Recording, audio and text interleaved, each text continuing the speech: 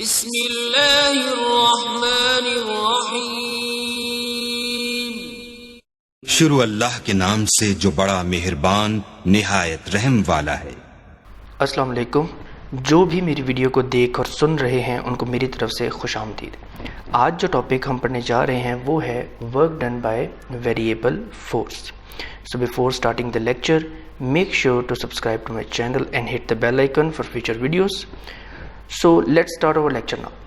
Recently हमने पढ़ा था कि कैसे हम कांस्टेंट फोर्स लगने की वजह से वर्क को मालूम कर सकते हैं। मैं डिस्क्रिप्शन में लिंक डाल दूंगा तो आप वो लिंक पर जाकर प्रीवियस लेक्चर को देख सकते हैं। But in many cases force does not remain constant during the process of doing work. Force constant नहीं होती। बहुत सारे ऐसे प्रोसेस हैं, जैसे कि हमें पता है जैसे रॉकेट जो है जब वो खला में जाता है, फ़िज़ा में प्रवास करता है, तो वो वर्क करता है अगेंस्ट फोर्स ऑफ ग्रेविटी। मतलब रॉकेट मूव करता है, डिस्प्लेस करता है अपवर्ड और उस पर फोर्स ऑफ ग्रेविटी मूव लग रही होती है डाउनवर्ड। तो इसका जो वर्क होता है against the force of gravity होता है। अब जो फोर्स ऑफ ग्रेविटी है वो हमारे पास इक्वेशन में पता है कि F is equal to G m1 m2 over D square. G is a universal constant. Masses जो होंगे दो ऑब्वियसली क्वांटिटी ऑफ मैटर है, दैट डजंट चेंज, तो हम इसको भी कांस्टेंट कहेंगे। तो हम रिलेशन ये बना सकते हैं कि फोर्स का जो कि फोर्स ऑफ ग्रेविटी है और उसका रिलेशन जो है from the centre of earth is inverse square of distance. ठीक है, तो ये जो स्टेटमेंट लेकिन वेरीज एज, वेरीज मतलब क्या है, फोर्स ऑफ ग्रेविटी जो है that varies as inverse square of distance from the centre.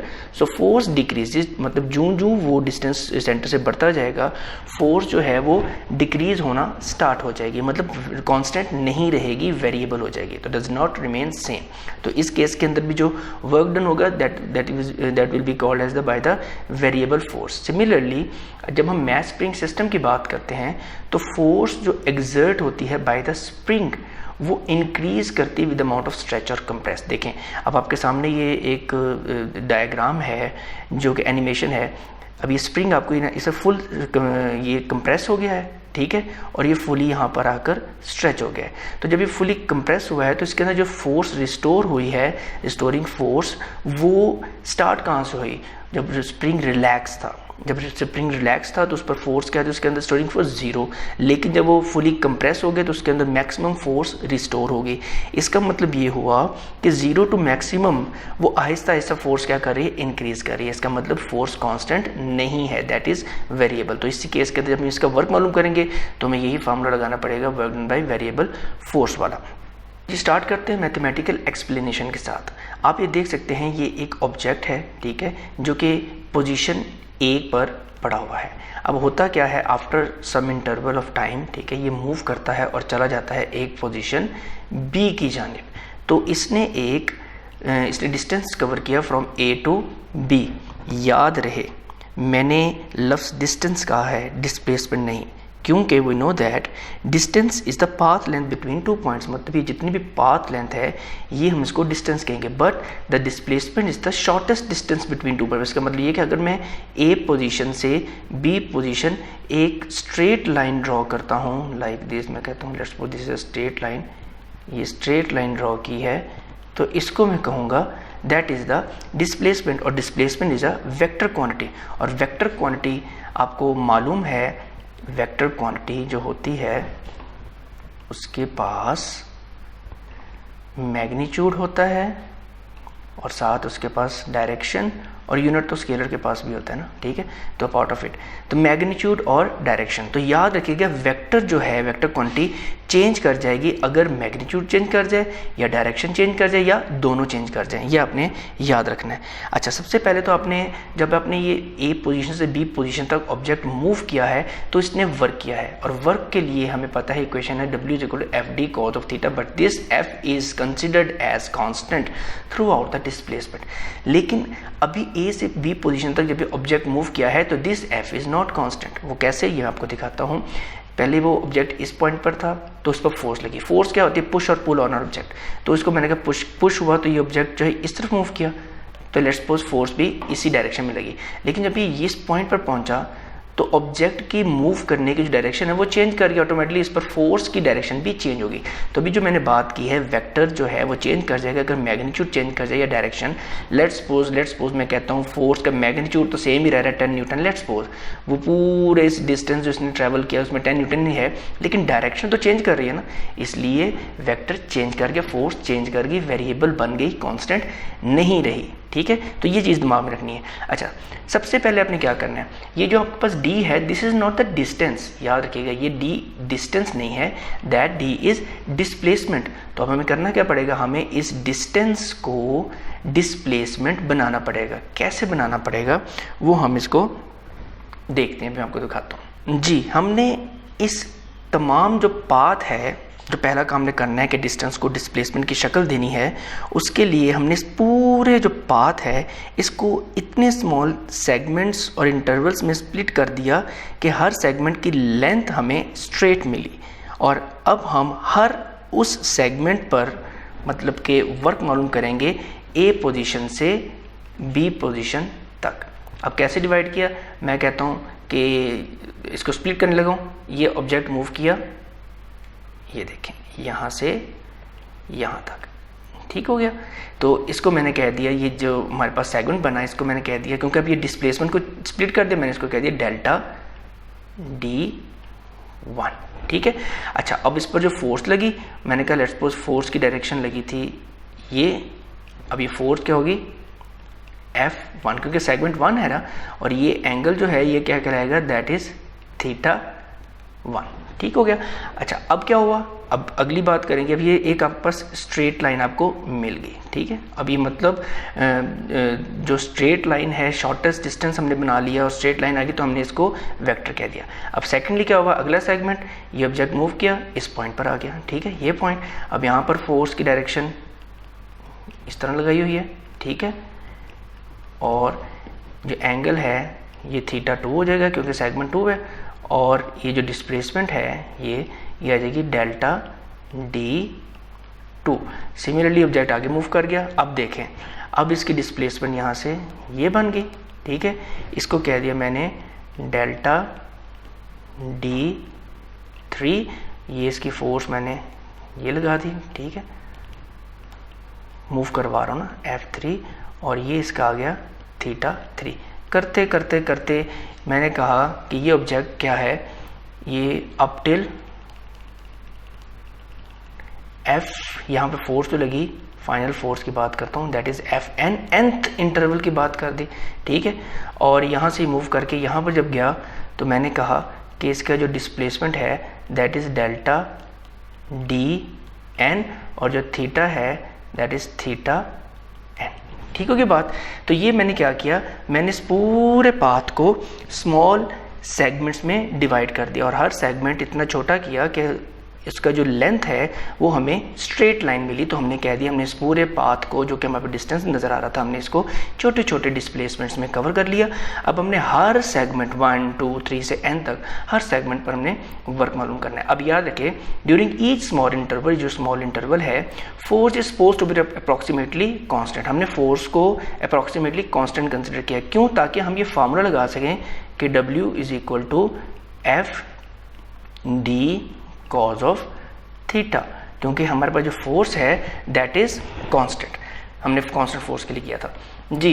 तो जब फर्स्ट केस होगा, फर्स्ट सेगमेंट के लिए जो वर्क हम मालूम करेंगे, अब मैंने इसको डेल्टा W1 लिखा है। डेल्टा इसलिए क्योंकि मैं वर्क को भी स्प्लिट कर रहा हूँ ना, पहले एक सेगमेंट का वर्क पे दूसरे सेगमेंट का, तो मैंने कहा delta W1 is equal to F1 जो मैंने बोल्ट लिखा हुआ है, या कहने का मतलब ये वेक्टर है, डेल्टा D1 भी क्या है, वेक्टर डॉट प्रोडक्ट है। तो डॉट प्रोडक्ट खोला तो हमारे पास इक्वेशन यही आ गई। अब F क्योंकि फर्स्ट केस है 1, D की जगह हमने डेल्टा D1 ये D की बात की, और कॉज ऑफ θ1।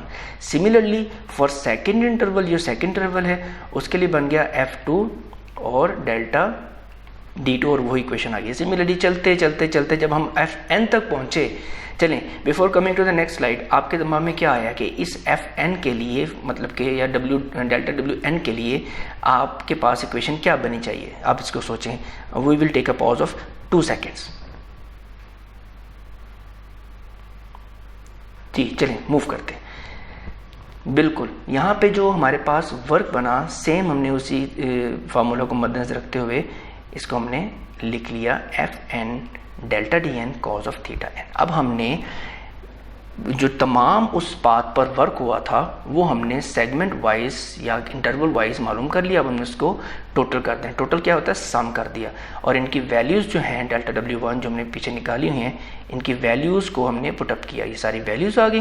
तो अब ये फाइनली हमारे पास इक्वेशन आ गई। लेकिन this equation looks little bit odd, क्योंकि बहुत लंबा क्या नाम है एक लाइन लग जाएगी और हम क्या लिखें। तो इसको हमने क्या किया, इस पूरे के पूरे इस सिस्टम को एक बॉक्स में बंद किया।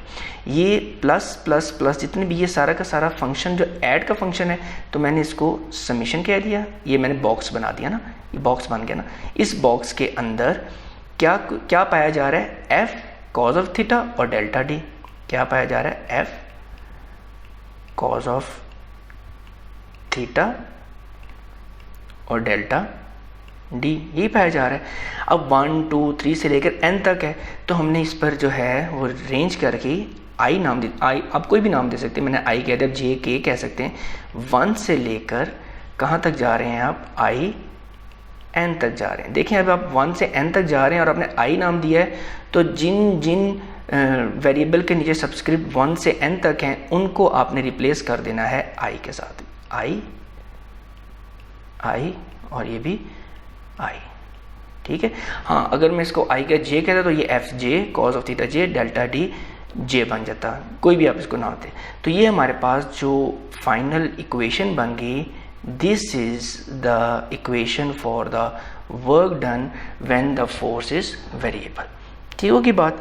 चले, ये तो हमने बात कर ली मैथमेटिकल एक्सप्लेनेशन की तरफ। मैथमेटिकली हमने देख लिया ना कि हमारे पास एक ऑब्जेक्ट मूव किया। अब हम ग्राफिकली देखते हैं कि हमारा रिजल्ट क्या आता है, और ग्राफिकली रिजल्ट भी सेम आना चाहिए जो हमारा मैथमेटिकल रिजल्ट है। तो हमने कहा लेट्स सपोज हमारे पास एक ग्राफ था, ठीक है, वर्क का एक ग्राफ था, मतलब कि फोर्स और डिस्प्लेसमेंट का मैं एक ग्राफ हमने ड्रॉ किया था एफ कॉस ऑफ थीटा और डिस्प्लेसमेंट के दरमियान, और ये हमारे पास इस तरह की कर्व आई। अब आपको एक कर्व बता रही है द फोर्स इज वेरिएबल। क्यों, अगर मैं इस पॉइंट की बात करता हूँ, मैं इसको ए कह रहा हूँ, जैसे मैंने पहले पढ़ा, ये पॉइंट हमारे पास क्या है, बी है लास्ट पॉइंट, ठीक है, इस पॉइंट को। अच्छा, अगर मैं इस पॉइंट की बात करूं तो उस पर हमारे पास जो फोर्स नज़र आ रही है वो ग्राफ पर इस पॉइंट पर आ रही है। लेकिन अगर मैं यहाँ पर पॉइंट को ज़रा वाई एक्सिस के साथ परपेंडिकुलर ड्रॉ करूं तो हमें नज़र आती है कि फोर्स पहले वाली नहीं रही, तो ऑब्वियसली वेरिएबल है। तो इस केस के अंदर हमने क्या करना है, इस केस के अंदर भी हमने सेगमेंट ही बनाने हैं ग्राफ के। तो वो कैसे बनाने हैं, वो हमने बनाने हैं रेक्टेंगल शेप के अंदर, ठीक है, जिसमें जो विड्थ है, क्योंकि ये हॉरिजॉन्टल पर आ रहा है ना विड्थ, किस एक्सिस के साथ है, डी, तो मैंने इस विड्थ को कह दिया दैट इज डेल्टा डी, ठीक है, क्योंकि ये इसको मैं कह रहा हूँ ये पहला सेगमेंट है, ठीक है, तो मैंने कह दिया ये डेल्टा डी 1 है, ये इसकी मतलब ये विड्थ इसके आगे डेल्टा डी 1 आ गई, ठीक है। और इसकी जो हाइट होगी that is along the F cos of theta, तो मैं इस हाइट को क्या कह रहा हूँ, that is F cos of theta. लेकिन क्योंकि सेगमेंट नंबर 1 है तो मैंने नाम दे दिया F1 कॉज ऑफ थीटा 1 आ गया, ठीक हो गया। अच्छा, और अगर मैं इस रेक्टेंगल, जो रेक्टेंगल मैंने पहला इसको सेगमेंट बना दिया ना, छोटे छोटे स्मॉल सेगमेंट, तो जब पहले सेगमेंट की अगर मैं एरिया मालूम करता हूँ, एरिया अंडर द कर्व या एरिया ऑफ दिस रेक्टेंगल, तो एरिया ऑफ रेक्टेंगल ये कहता है, ये फार्मूला मैं लिख के दे रहा हूँ, ठीक है, ताकि आप याद रखिएगा, लेंथ मल्टीप्लाई बाय विड्थ, ठीक है, और ये जनरल फार्मूला, ठीक है, दिमाग में रखिएगा। लेंथ कितनी है इसकी, चलिए मैं कहता हूँ लेंथ है इसकी, ये जो हमारे पास हाइट आ रही है ना, तो वो है F1 कॉज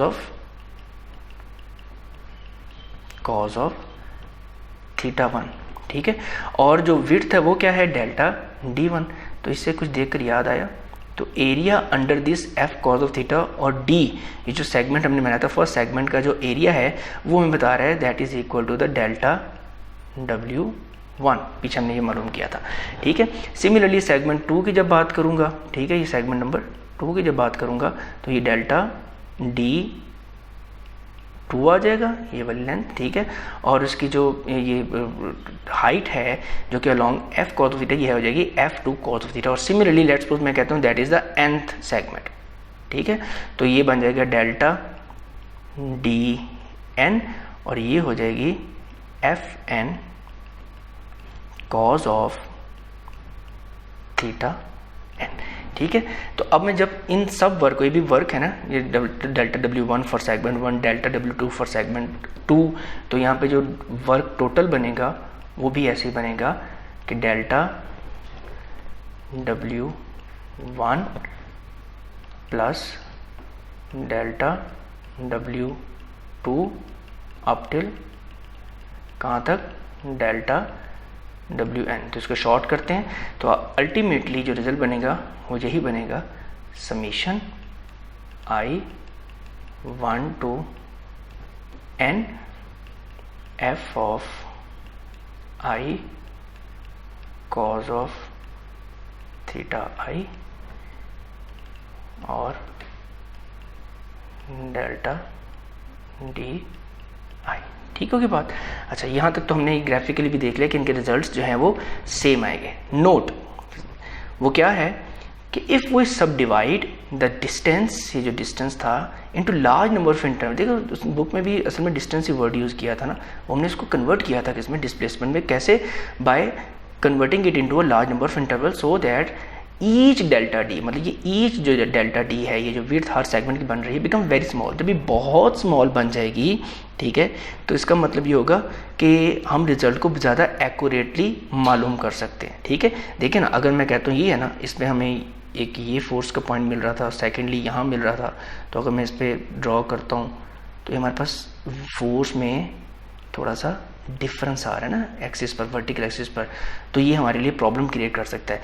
लेकिन अगर मैं इस पूरे के पूरे सेगमेंट को और छोटा कर दूं, लाइक इतना कर दूं, ये देखें इतना, तो अब अगर मैं ड्रॉ करता हूँ, ये ग्राफ का पॉइंट है, ये हमारे पास पहले बना हुआ है, और सेकंड पॉइंट ये आ गया। ठीक है, तो बिल्कुल करीब आ गई ना, मतलब कि फोर्स को एफ कॉस ऑफ थीटा का जो वर्टिकल एक्सिस पर ड्रॉ किया हुआ है, ये फर्स्ट पॉइंट सेकंड पॉइंट के बिल्कुल करीब आ गया ना, तो आप अल्टीमेटली कह सकते हैं कि that seems to be very much constant. ठीक है, तो वो ये कहना चाहता है कि अगर हम डेल्टा डी को बहुत स्मॉल कर देंगे तो वर्क जो होगा वो ज़्यादा एक्यूरेट आप मालूम कर सकते हैं। अच्छा, इसको जब स्मॉल करेंगे, ठीक है, या कह लें कि हम इसको अप्रोच करेंगे टू ज़ीरो, अगर डेल्टा डी अप्रोच करेगा टू ज़ीरो की जानिब, ज़ीरो की जानिब का मतलब है अप्रोच कर रहा है, एग्जैक्टली ज़ीरो नहीं है। ठीक है, अप्रोच कर रहा है, तो ये जो हमारे पास जब अप्रोच करेगा तो हम एग्जैक्ट रिजल्ट निकाल लेंगे। ठीक है, अब वो एग्जैक्ट रिजल्ट जो है, हम ये लिमिट लगा रहे हैं, तो उसको हम कैसे बनाएंगे, लिमिट, फार्मूला बन जाएगा limit delta D approaches to zero, और आगे वही formula summation I1 to N और वही I cos of theta I delta D I. ठीक है, अब जब मैंने इसको अप्रोच टू ज़ीरो किया, इसको बहुत स्मॉल स्मॉल इनके सेगमेंट में एक दूसरे के अंदर मिक्स हो गए, तो हमारे पास जो कर्व बनेगी, ये हमारे पास पॉइंट A था, ठीक है, ये हमारे पास पॉइंट B था। ठीक है, इसको जब इतना स्मॉल कर दिया, डेल्टा अप्रोच टू ज़ीरो कर दिया, तो ये सारे सेगमेंट्स एक दूसरे के अंदर मिक्स हो गए, लार्ज नंबर सेगमेंट्स बन गए, तो हमारा ग्राफ क्या बन जाएगा। फिर हम अगर जब मालूम करना होगा work due to this graph, तो एरिया अंडर द कर्व जो होगा आप उसको कहेंगे that is the amount of the work done होगा। ठीक है, जैसे कि ये देखें, ये हमारे पास ये सेगमेंट था, ठीक है, ये यहाँ से लेकर यहाँ तक, ठीक है, ये मिक्स हो गया, इसको मैंने डेल्टा डी कौन सा वाला है, 1 2 3 4, डेल्टा डी 4, ये मिक्स हो चुका है। तो अब जब मैं इस पूरे ग्राफ का एरिया मालूम करूँगा, ठीक है, तो वो मेरे पास बनेगा द वर्क डन, और जो फार्मूला था वो ये बनेगा समीशन वाला, ठीक है, F cos of theta delta D, और वही केस होगा आई 1 to n हो जाएगा। ठीक है, so this was our lecture. So final statement ये कहती है, in this case total work done by variable force in moving a particle between 2 points, ये दो पॉइंट्स से, ये ए पॉइंट था, ये हमारे पास बी पॉइंट था is equal to the area under the F cos of theta versus D, ठीक है, between the 2 points. So this was all about the today's lecture. अगर आपको इस लेक्चर की समझ आई है तो like this video and share and don't forget to subscribe to my channel and hit the bell icon. अब हम मिलेंगे इंशाल्लाह अपने नेक्स्ट वीडियो एक नए लेक्चर के साथ। अपना बहुत सारा ख्याल रखिएगा। अल्लाह हाफिज़।